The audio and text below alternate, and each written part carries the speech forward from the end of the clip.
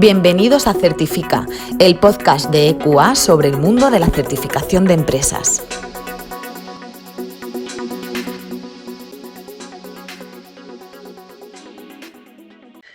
Buenos días y bienvenidos a un nuevo episodio de Certifica, el podcast de EQA.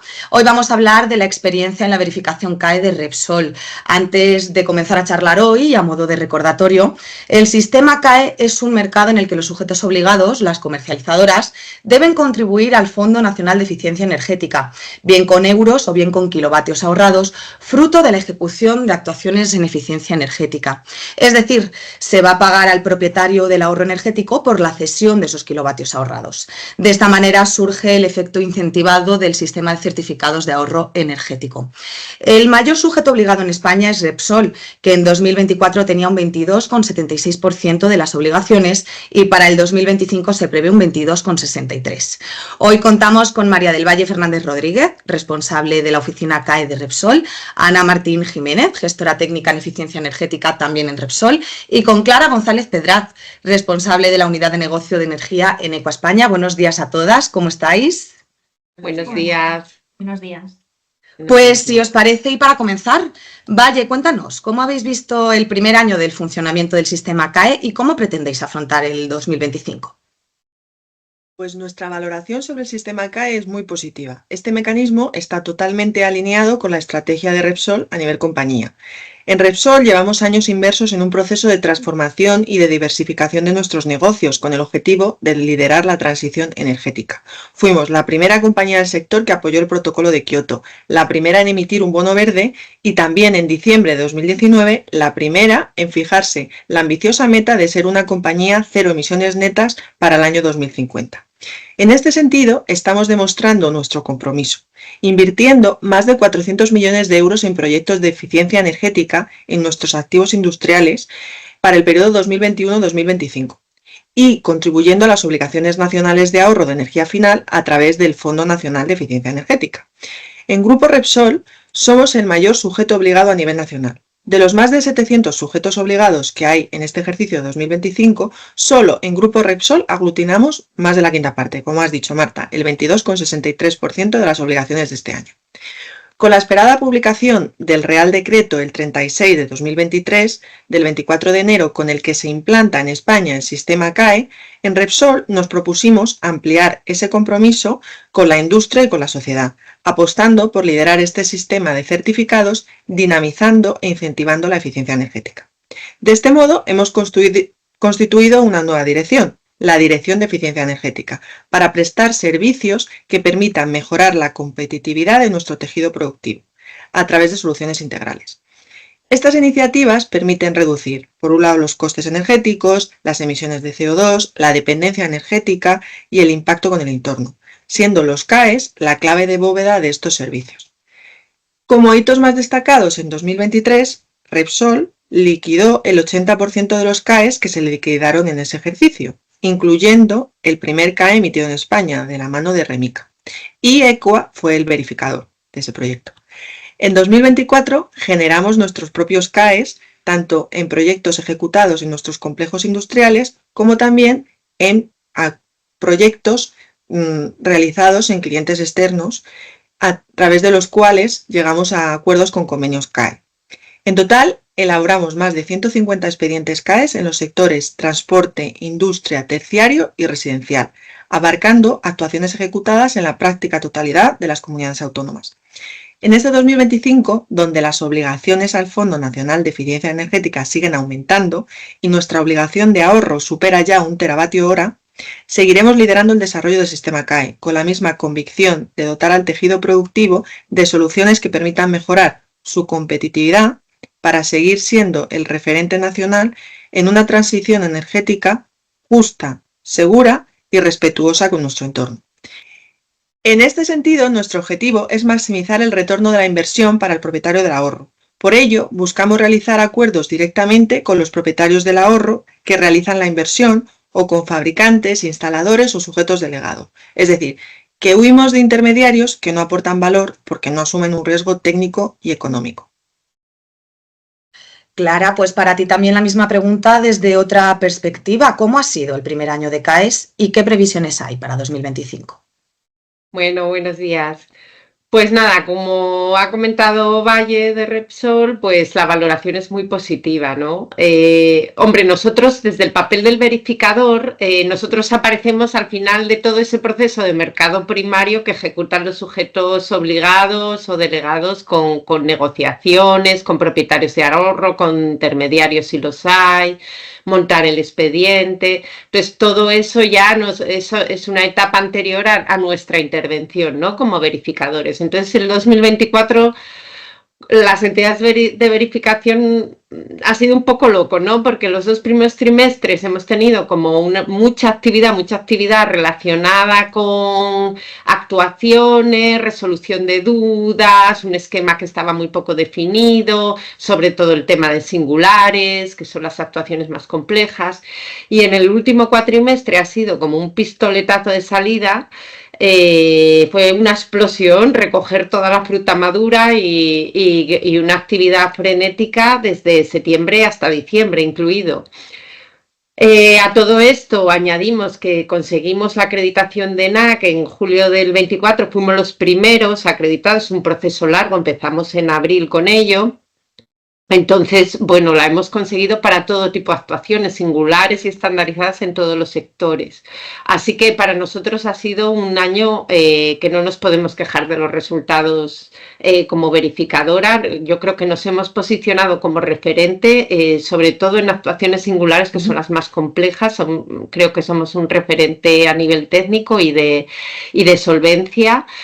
Y bueno, viendo los datos que ofreció la ministra Sara Eggesen con respecto al 2024, nosotros estamos aproximadamente en un 50% de las singulares que se han ejecutado en España en el 24. Y también nos da mucha satisfacción que nuestros clientes apenas han sufrido requerimientos por la administración, por los datos que nos está ofreciendo el Ministerio en unas reuniones semanales que hacemos con ellos. Bueno, como sabéis, el expediente verificado sufre luego una revisión del gestor autonómico y luego por el parte del Ministerio, y hay requerimientos. Nuestros expedientes han pasado por pocos requerimientos. Y otro dato que nos satisface muchísimo es que del total de los aproximadamente 2.000 gigavatios que se han registrado en 2024, prácticamente un tercio han sido verificados por EQA. Por lo tanto, digamos que podemos decir que somos líderes en el mercado y que esperamos en 2025 continuar así. La previsión es que, bueno, en enero estuvo un pelín más parado, el 25, pero ahora mismo ya estamos teniendo muchísimas solicitudes en cartera. Se acaban de publicar datos de febrero y se puede ver un despegue del sistema. O sea, por hacer una comparativa, en enero y febrero del 24 se habían solicitado 5 actuaciones y en el 25 unas 170, o sea que es un orden de magnitud totalmente distinto, lo que dice que el mercado ya está maduro y a plena marcha. La previsión es que vaya creciendo a lo largo del año y bueno, además se acaba también de publicar la orden anual que establece las obligaciones de contribución al fondo de sujetos obligados y es prácticamente el doble de lo que se puede cotizar en forma de CAES y encima la equivalencia financiera aumenta de 182 a 189 euros en megavatio, con lo cual entendemos que este mercado va a ser mucho mayor en 2025 y en los años venideros. Ana, vosotros habéis trabajado en mercado primario. ¿Qué tipo de actuaciones habéis verificado? ¿Estandarizadas, singulares, instalaciones industriales, otros sectores? Pues la verdad es que desde Repsol hemos verificado ya todo tipo de actuaciones, tanto singulares como estandarizadas. Sí que es cierto que, como comentaba Clara, por nuestra experiencia, actuaciones singulares son mucho más complejas, pero sí que se consiguen ahorros mucho mayores, con lo cual, bueno, al final un poco compensa, ¿no? Respecto a las actuaciones singulares que hemos gestionado, se han centrado en los sectores industrial y de transporte, y las estandarizadas sí que en el año pasado, 2024, estuvieron más vinculadas a los sectores residencial, terciario e industrial. Así, por centrarnos un poco por tipo de ficha según cada sector, en el sector residencial hemos trabajado de forma muy intensiva la RES 060 de bomba de calor y la RES 060 de rehabilitación profunda de edificios. Respecto al sector terciario, sí que la tipología ha sido más amplia, hemos tenido fichas de varias casuísticas, pero sobre todo se han centrado en la TER 050 de VACS, la TER 080 de rehabilitación profunda y finalmente la TER 030 de iluminación. Y por el sector industrial, las fichas que han contado con mayores ahorros han sido la de variadores, la IN 240, la de compresores, IN 090 y la de los motores, que es la IN 170. Sí que hemos notado, como comentaba Clara, un claro aumento en el número de actuaciones, tanto singulares como estandarizadas, y bueno, podemos concluir que al final este 2025 está arrancando con mucha fuerza. Pues desde el punto de vista de EQA como entidad de certificación es importante contar, Clara, en qué consiste el proceso de verificación y cuánto suele durar este proceso. Bueno, la verificación es un proceso que está estandarizado, ¿no? En la norma 17.029 y la 14.065, que son las que nos acreditan.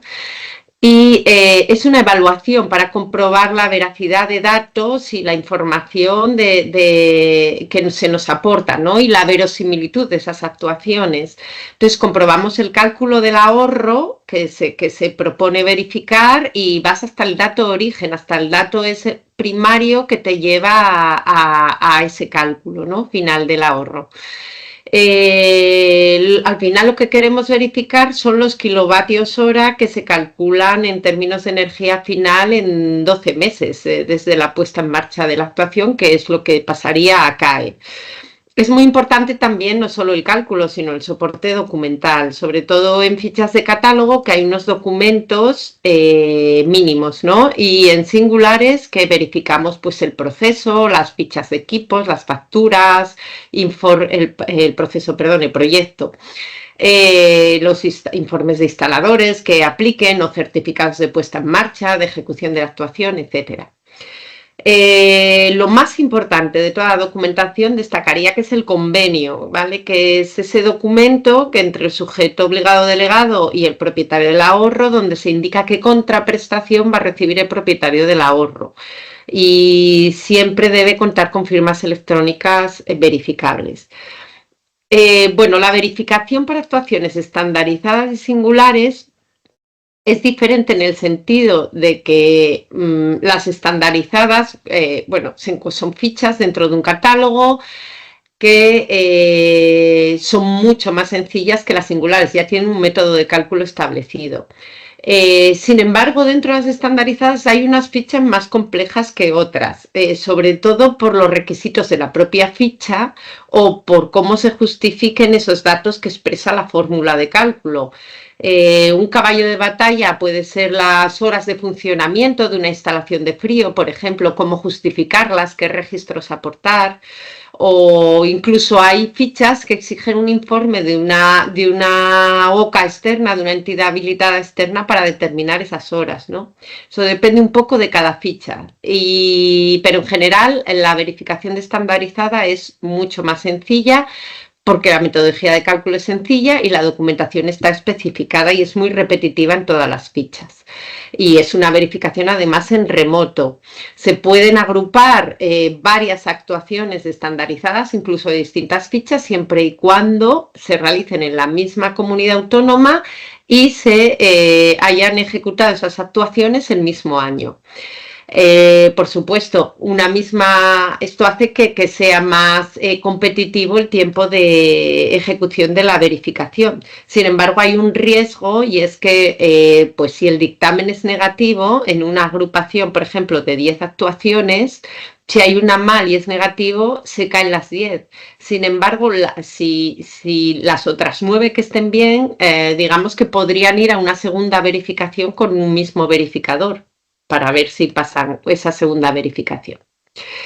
La verificación de singulares es más compleja, sobre todo porque primero requiere una visita al emplazamiento en sí, al propietario del ahorro, ¿no? Y luego porque el cálculo de ahorros sigue protocolos internacionales de medición y verificación de ahorros energéticos, como es el IPMVP. Entonces hay que establecer unas líneas base energéticas normalizadas con variables que influyen en el consumo y luego hacer un periodo de medición de mostrateo una vez ejecutada la actuación y puesta en marcha en operación.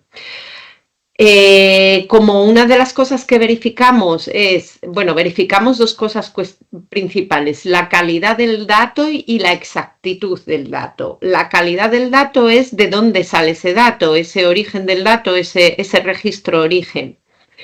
En el caso de singulares esto puede llegar a complicarse porque el propietario del ahorro a lo mejor tiene registros manuales, etcétera, y no lo tiene muy sistematizado. Y lo mismo pasa con la exactitud del dato. Tenemos que verificar que el cálculo final del ahorro cumple una incertidumbre del 2%. Entonces, te basas en calibración de equipos de medición que te proporcionan datos para el cálculo. A veces no se dispone de esas calibraciones o se dispone de esas calibraciones y el resultado no es tan óptimo como se esperaba. Entonces, estas son dos cuestiones que sí que es bueno prepararlas antes de ir a una verificación. Nosotros generalmente en el proceso de verificación la primera parte precisamente consiste en un examen un poco de esos cálculos, de ese convenio, y ya ir guiándonos, revisando esa documentación antes de firmar nosotros el contrato. Esto se llama fase de preacuerdo en nuestra norma que nos acredita. Entonces, en esa fase ya vemos si ya hacemos un examen muy exhaustivo para ver si lo que se nos plantea es factible y entra dentro del esquema CAE y es verificable o no. Y luego ya el proceso continúa con una etapa de estudio documental, donde ya el verificador pues evalúa los riesgos de esa verificación y emite un plan de verificación, y luego una etapa de verificación como tal, donde el verificador va a una visita in situ si es necesario en singulares, y si no pues realiza entrevistas o requiere más información para poder emitir un informe al final de su verificación. Una vez finalizada la verificación y emitido este informe, hay una etapa de revisión técnica de un equipo verificador independiente, un equipo revisor independiente, donde revisa todo el proceso de verificación y ratifica el dictamen del verificador y el informe. Este dictamen puede ser favorable con inexactitudes no importantes o desfavorables. Entonces, desfavorable porque tiene inexactitudes importantes. Entonces, ¿qué es una inexactitud? Pues es algo que no es correcto. Es algo que fundamentalmente que no es correcto en el cálculo o que no es correcto en un requisito documental. El nivel de importancia, como he dicho, para singulares lo marca, por un lado, ese porcentaje de 2% de error en el cálculo del ahorro final, ¿vale?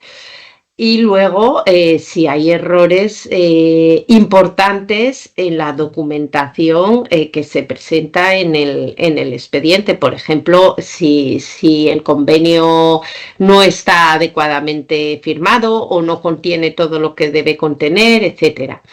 Eso serían inexactitudes importantes. Debo decir que durante el proceso de verificación, si el verificador jefe detecta inexactitudes importantes, se lo traslada al cliente porque hay un periodo de subsanación. Entonces, el cliente puede subsanar esas inexactitudes si es que son subsanables. Si es algo que no es subsanable, pues el dictamen, desgraciadamente, será negativo con inexactitudes importantes.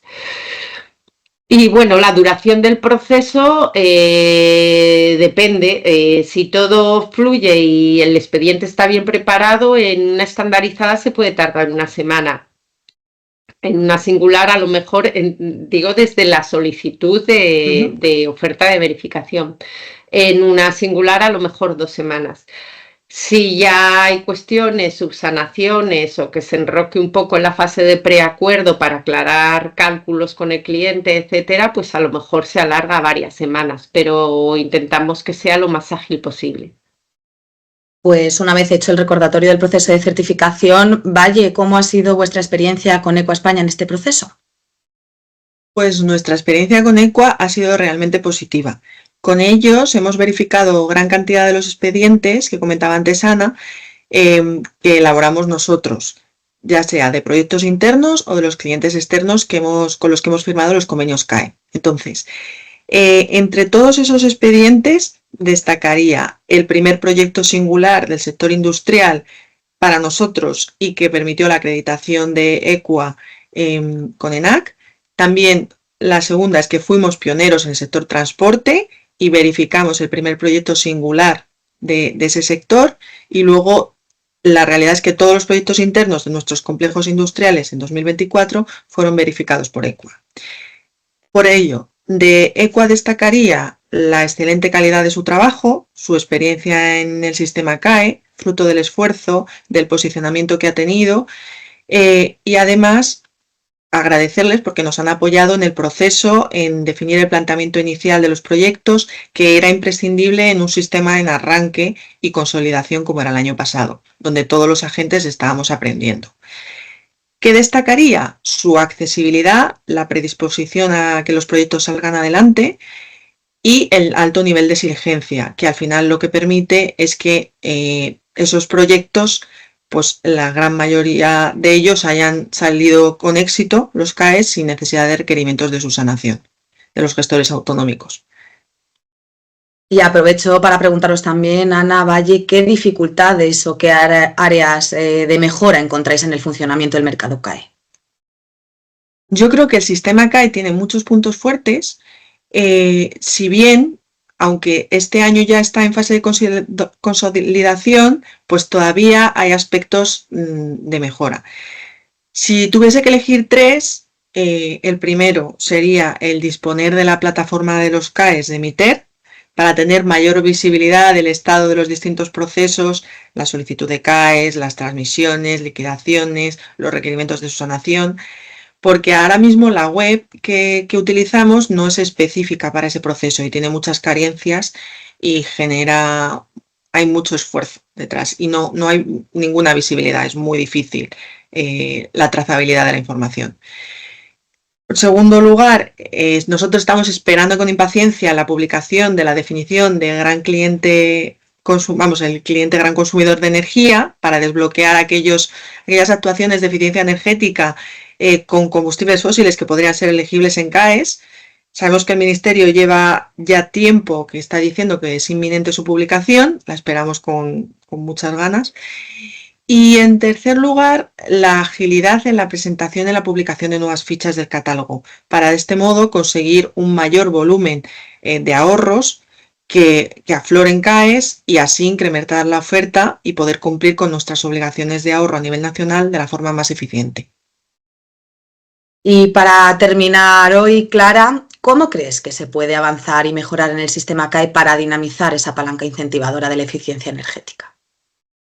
Bueno, pues hay un par de cuestiones que ha apuntado Valle, que estoy totalmente de acuerdo. La primera es la definición de empresa de gran consumo, de industria de gran consumo de combustible fósil, que es está en el debe del Ministerio, porque sin esta definición, a raíz de la Directiva Europea de Eficiencia Energética aprobada en 2023, pues todas las actuaciones del 2024 importantísimos para ahorrar en cualquier horno, caldera, etcétera, que funcionen mismamente con gas natural, pues no se pueden incluir en el sistema CAE, y son actuaciones que llevan a muchísimos ahorros, de grandes ahorradores.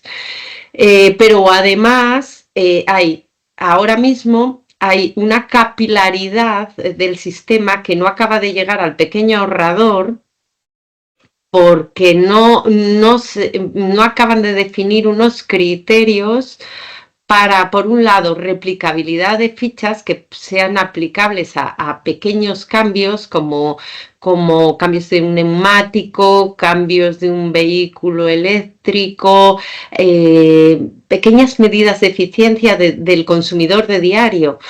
Y también criterios de muestreo en agrupaciones, en grandes agrupaciones, donde puedas agrupar pues varios cambios de caldera aerotermia en sector residencial o pequeño comercio, cambios de ventanas, cambios de electrodomésticos a pequeño consumidor. En fin, todas estas grandes agrupaciones de cientos o miles de actuaciones requieren de una redefinición del criterio de replicabilidad y de criterios de muestreo en verificación, porque si no es inasumible el trabajo de verificación. Eso por un lado. Y luego, además, también es necesaria esa plataforma y esa también digitalización, ¿no?, de todo el proceso CAE, que ya lo apuntaba la ministra Sara Egesen en su intervención. Bueno, ese día en el Ministerio se apuntó a esta necesidad de automatización de procesos y de digitalización que ahora mismo no se tiene. Pues muchísimas gracias a las tres, Ana, Valle, Clara, por participar en Certifica, el podcast de EQA. Gracias a vosotros por invitarnos. Pues muchísimas gracias. Un saludo.